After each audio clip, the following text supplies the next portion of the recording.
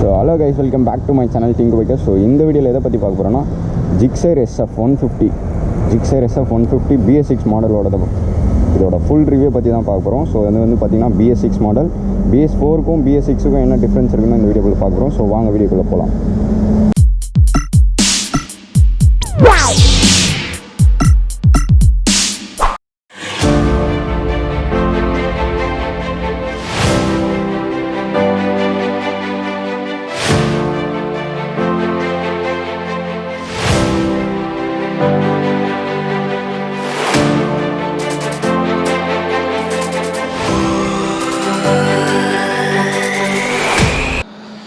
So முதல்ல வந்து பார்த்திங்கன்னா இதோட பேசிக் திங்ஸை சொல்லிடுறேன். இது வந்து பார்த்திங்கன்னா ஒரு 150cc, பட் ஆனால் 155cc ஆஸ் பர் த புக்குன்னு சொல்லலாம். ஸோ ஒரு 150cc உள்ள பைக்கு.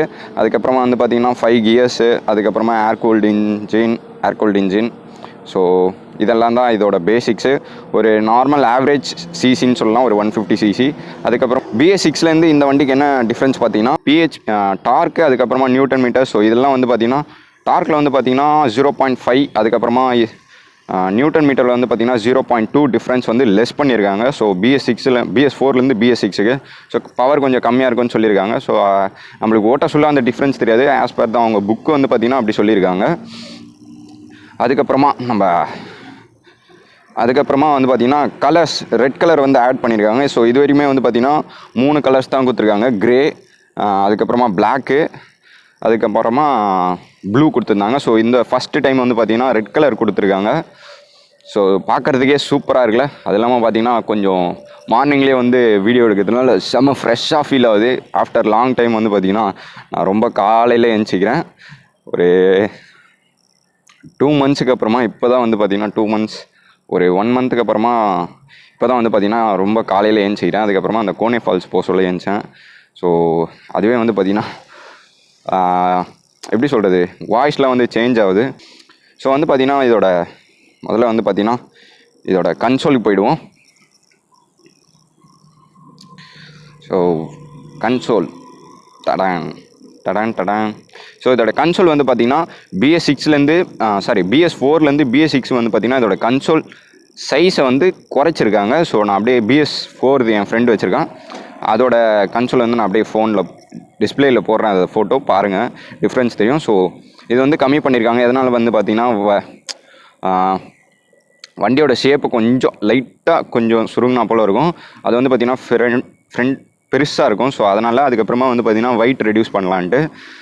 ஸோ இந்த கன்சோலில் என்னென்னலாம் இருக்குதுன்னு பார்க்கலாம். செட்டு, ட்ரிப் 1, ட்ரிப் B, இதில் ABன்னு கொடுத்துருக்காங்க. ஸோ அதுக்கப்புறமா ஆடியோ, இதில் வந்து பார்த்திங்கன்னா டைமிங் கொடுத்துருக்காங்க. அதுக்கப்புறமா ஃபியூல் இண்டிகேட்டர், அதுக்கப்புறமா கியர்ஸ், டோட்டல் கியர்ஸ் இது வந்து பார்த்திங்கன்னா நியூட்ரலில் இருக்குது. அதுக்கப்புறமா RPM. ஸோ இதெல்லாம் வந்து நார்மல் தான். அதுக்கப்புறம் ABS, சிங்கிள் சேனல் ABS தான் இதில். ஸோ டபுள் சேனல் ABS கிடையாது, சிங்கிள் சேனல் ABS. ஸோ அதுக்கப்புறமா உங்களுக்கு எல்லாருக்கும் தெரியும் வேரியபிள் வால்வ் ஆக்சுலேஷன். 6500 மேலே கிராஸ் ஆச்சுன்னா அது இண்டிகேட் பண்ணுன்ட்டு. வாவ், மாஸ் பண்ணுறாருப்பா. ஸோ கன்சோல் பற்றி இவ்வளோ தான் சொல்ல முடியும், ஏன்னா வேறு எதுவும் பெருசாக இல்லை. ஸோ இது வந்து பார்த்திங்கன்னா சுசுகி கம்பெனி. ஸோ நம்ம இது வரைக்கும் பண்ணது பார்த்திங்கன்னா KTM, அதுக்கப்புறமா பஜாஜ், அதுக்கப்புறமா வேறு என்ன பண்ணியிருக்கோம், ஜாவாவில் ரிவ்யூ பண்ணலை இன்னும், ஓனர்ஷிப் அந்த மாதிரி தான். ஃபஸ்ட்டு டைம் வந்து பார்த்திங்கன்னா ஒரு சுசுகி பிராண்ட்லேருந்து நான் வந்து ரிவ்யூ பண்ணுறேன். ஸோ நான் கரெக்டாக பண்ணுறேன்னா தப்பாக பண்ணுறேன்னான்னு நீங்கள் சொல்லுங்கள். நான் எல்லாமே பார்த்திங்கன்னா சர்ச் பண்ணி எல்லாமே தான் கரெக்டாக தான் பேசிகிட்டு இருக்கேன் எனக்கு தெரிஞ்ச வரையும். ஸோ அப்படி எதனா தப்பாக இருந்ததுன்னா சொல்லுங்கள். அதுக்கப்புறமா இந்த ஹேண்டில் பார்ஸ் வந்து பார்த்திங்கன்னா சுசுகியில் BS4லேருந்து BS6 வர சொல்ல பார்த்திங்கன்னா ஒரு மேலே ஒரு லேயர் போல் எக்ஸ்ட்ரா ஒரு ஆட் பண்ணியிருக்காங்கன்னு சொல்லலாம். ஏன்னா வந்து பார்த்திங்கன்னா நல்ல ஸ்மூத் ஃபீல் கிடைக்குது இதை த்ராட்டில் கொடுக்க சொல்லும். அதுக்கப்புறமா சுவிட்சஸ்லாம் எல்லாமே ரெகுலராக அதில் இருக்கா போல தான். So high beam, low beam, high beam பண்ண சொல்ல இங்கே இண்டிகேட் பண்ணது பாருங்கள். அதுக்கப்புறமா லெஃப்ட் இண்டிகேட்டர், ரைட் இண்டிகேட்டர் இந்த சைடு. ஸோ இந்த டிஸ்பிளேயில் இது கொஞ்சம் ஆட் பண்ணிக்கலாம். அதுக்கப்புறமா ஹாரன், ஸோ நார்மல் ஒரு ஹாரன் தான். அதுக்கப்புறமா பாஸ் லோ பீமில் வச்சுட்டு பாஸு. அதுக்கப்புறமா இது ஹேண்டில் பாஸ் வந்து பார்த்திங்கன்னா ரொம்ப குட்டியாக இருக்குது. சிங்கிள் ஹேண்டில் பார் கிடையாது, இது வந்து பார்த்திங்கன்னா டபுள் ஹேண்டில் பார் தான். அதுக்கப்புறமா ஃபியூல் டேங்க் கெப்பாசிட்டி எவ்வளோன்னு பார்த்தீங்கன்னா 12 லிட்டர்ஸ் தான் இதோட கெப்பாசிட்டி. ஸோ மைலேஜ் சொல்கிறாங்க 55 ஆஸ் பர் த புக்கு சொல்கிறாங்க. ஸோ நம்ம டெஸ்ட் பண்ணி பார்ப்போம். உங்களுக்கு யாருன்னா இதோட மைலேஜ் வேணும்னா கீழே கமெண்ட் பண்ணுங்கள். மேக்ஸிமம் ஒரு எவ்வளோ பேர் கமெண்ட் பண்ணுறீங்கன்னு பார்க்கலாம். அதை வச்சு தான் நம்ம மைலேஜ் டெஸ்ட் பண்ண முடியும். ஸோ மைலேஜ் டெஸ்ட் வேணும்னா கீழே கமெண்ட் பண்ணுங்கள், கண்டிப்பாக பண்ணுறேன். இதோட அடுத்த வீடியோவில் கூட கண்டிப்பாக நான் முடிஞ்சால் பண்ணிடுறேன். ஏன்னா வண்டி ஃப்ரீயாக இருக்கணும், ஃப்ரெண்டோடது. ஸோ அதோட மேட்ரு. So 12 litres capacity. வாயில் காலைல எழுந்தோன்னு ரொம்ப வளருது. 12 லிட்டர்ஸ் கெப்பாசிட்டி தான் கொடுத்துருக்காங்க. ஸோ போதும்னு நினைக்கிறேன். ஏன்னா ஒரு 150 cc இது போதும்னு நினைக்கிறேன். வண்டி பார்க்குறதுக்கே மாசாக இருக்குல்ல, ரெட் கலரு. எனக்கு ரெட் கலரும் பிளாக் கலரும் தான் ரொம்ப பிடிச்சிருக்கு. உங்களுக்கு எந்த கலர் பிடிச்சிருக்குன்னு கீழே கமெண்ட்டில் சொல்லுங்கள். அதுக்கப்புறமா இதோட செகண்ட் பார்ட் போகலாம். ஸோ லைட்ஸ் டூம் டூம் டூம். ஸோ வந்து பார்த்திங்கன்னா எல்இடி தான் கொடுத்துருக்காங்க ஃப்ரண்ட்டில், ஆலஜன்லாம் கொடுக்கல. BS4லேயும் வந்து பார்த்திங்கன்னா எல்இடி தான். ஸோ இதை பார்த்தாலே தெரியும். அப்படியே ஃபாக்லாம் மூடி அதுக்கப்புறமா நேற்று தான் சர்வீஸ் போயிட்டு வந்துச்சு. ஸோ அதனால் இப்படி ஒரு லைட்டாக ஏதோ க்ரீஸ் தடவைனா போல் இருக்குது. க்ரீஸ் தடவிருப்பாங்க கண்டிப்பாக. ஸோ இதை பார்த்தீங்கனாலே தெரியும், எல்இடி தான் கொடுத்துருக்காங்க.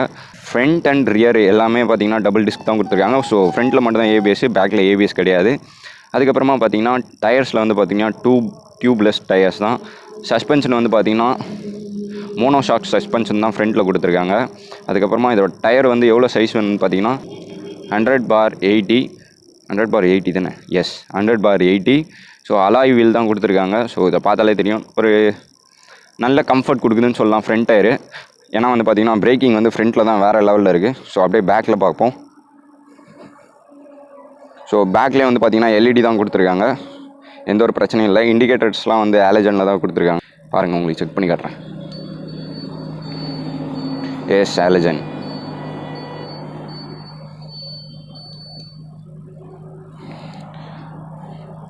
ஸோ ஆலஜன் தான் கொடுத்துருக்காங்க. அதுக்கப்புறமா ஸோ பேக் டயர் வந்து பார்த்திங்கன்னா 140/60. இதில் வந்து பேக்கில் வந்து ABS கிடையாது, ஃப்ரண்ட்டில் மட்டும் தான் ABS. அதே அலாய் வீலு, டிஸ்க்கு எல்லாமே சேம் தான். பேக்கில் வந்து என்ன சஸ்பென்ஷன் கொடுத்துருக்காங்கன்னா ஸ்விங் ஆர்ம் சஸ்பென்ஷன் கொடுத்துருக்காங்க. ஒரு ஆவரேஜாக இருக்குதுன்னு சொல்லலாம் சஸ்பென்ஷன். ஏன்னா நான் ஓட்டிகிட்டு வந்ததுக்கப்புறம் சீட் கம்ஃபர்ட் வந்து எனக்கு சூப்பராக பிடிச்சிருந்தது. பட் ஆனால் சஸ்பென்ஷன் அவ்வளோவா சாட்டிஸ்ஃபைடாக இல்லை, எதனாலன்னு தெரில. ஆவரேஜாக இருந்ததுன்னு சொல்லலாம். அதுக்கப்புறமா இதோட ஃபுல் டிசைன் பற்றி பார்க்கலாம். ஃபுல் டிசைன் வந்து பார்த்திங்கன்னா ஒரு டைனமிக்ஸ் அந்த ஒரு கான்செப்டில் தான் மேக் பண்ணியிருக்காங்க ஃபுல் டிசைனு. ஸோ வந்து பார்த்திங்கன்னா உங்களுக்கு தெரியும், அப்படியே நேரவாக இருக்கும் பாருங்க. ஸோ சூப்பராக இருக்குல்ல.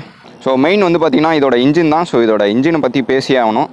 ஸோ ஒரு 155 cc உள்ள இன்ஜின் தான். ஸோ அதுக்கப்புறமா வந்து பார்த்திங்கன்னா 4 stroke single cylinder FI system.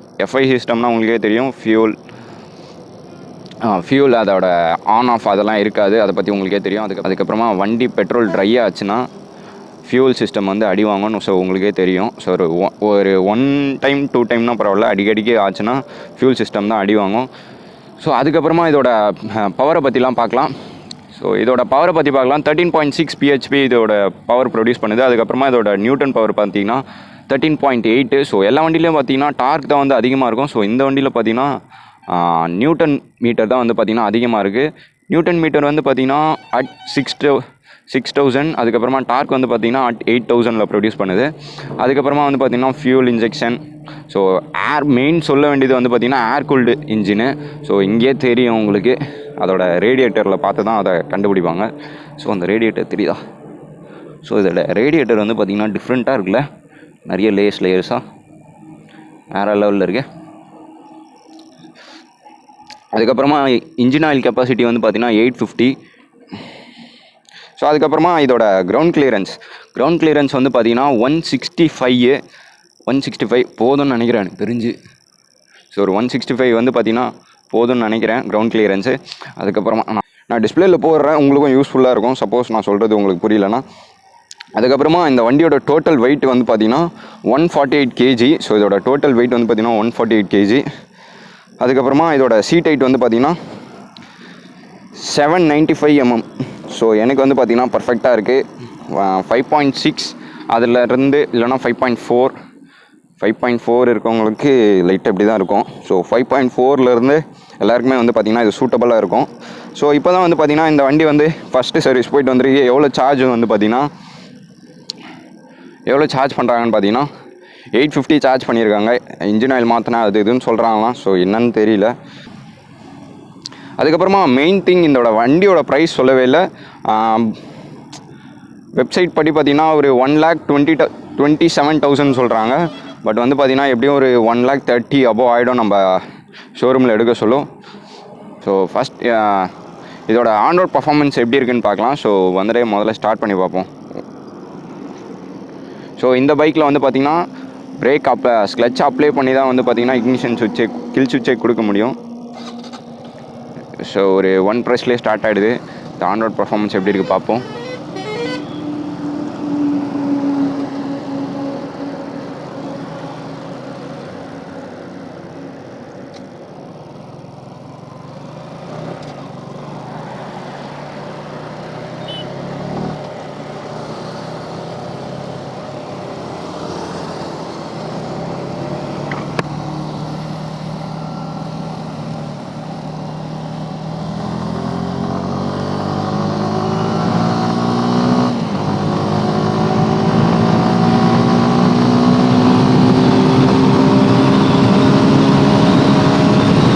Fourth கியரில் 100.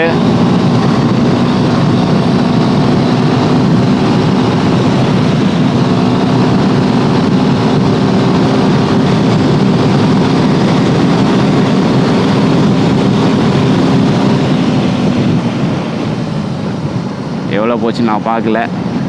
So வீட்டில் போய் பார்த்தா தான் தெரியும். ஸோ இந்த லேண்டில் நம்மளுக்கு எப்போவுமே டாப் ஸ்பீடு ஒழுங்காகவே வராது. ஏன்னா வந்து பார்த்திங்கன்னா நிறைய வண்டிகள் போகும்.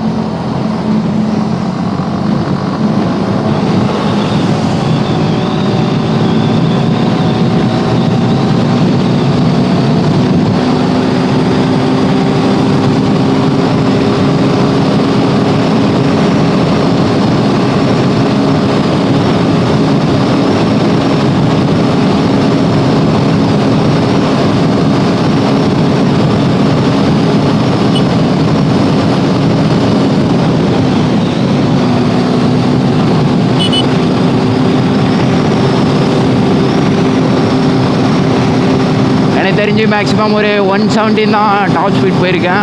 ஸோ இது வந்து பார்த்திங்கன்னா மவுண்டைன் ஃபுல்ல ஏறா போல இருக்குது இந்த பிரிட்ஜு. ஸோ அதனாலே பேர மாட்டேது. இதுலேருந்து அப்படியே கண்டினியூ பண்ணி பார்ப்போம்.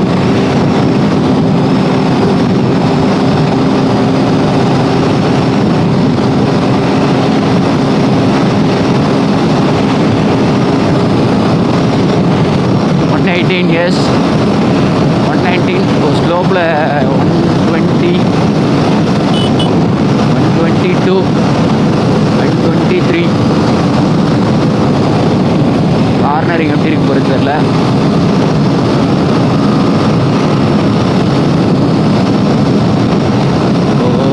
எஸ் 123 தான் இதோட டாப் ஸ்பீட் நினைக்கிறேன். ஃபுல் த்ராட்டல் கொடுத்துட்டேன் ஒரு 1 மினிட்க்கு.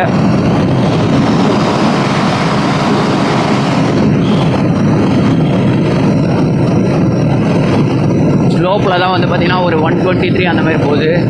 மற்றபடி வேறு எங்கேயும் போக மாட்டேங்குது.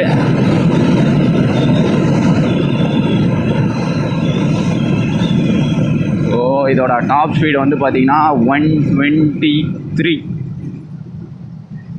அவ்வளோதான் போகுது. அதுக்கு மேலே போக மாட்டேங்குது. எஸ், அதுக்கு மேலே போகல.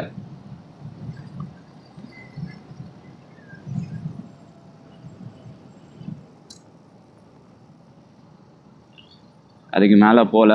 அதுவே வந்து பார்த்திங்கன்னா ஸ்லோப்பில் தான் போகுது. மேக்ஸிமம் ஒரு 123 அவ்வளோதான் வச்சுக்க முடியும். ஏன்னா எப்படியும் ஒரு 1 மினிட் ஃபுல் த்ராட்டல் கொடுத்துருப்பேன் எனக்கு தெரிஞ்சு. நான் அந்த வீடியோ போட சொல்ல கட் பண்ணி அந்தமாரி எதனா இதுனா தெரில. பட் ஆனால் 1 மினிட் த்ராட்டல் கொடுத்தேன் ஃபுல்லாக. ஸோ இதோட பிரேக்கிங் பார்ப்போமா. ஸோ நேற்று தான் வந்து வண்டி பார்த்திங்கன்னா சர்வீஸ் பண்ணிட்டு வந்தான். ஃபஸ்ட்டு சர்வீஸு 850 சார்ஜ் பண்ணாங்களாம். ஒரு 60 போயிட்டு பிரேக் அடிச்சு பார்ப்போம். நேற்று தான் சர்வீஸ் போயிட்டு வந்ததுனால பிரேக்கிங்லாம் வந்து பார்த்திங்கன்னா ஆவரேஜாக தான் இருக்குது. பேக் பிரேக் அடிப்போம்.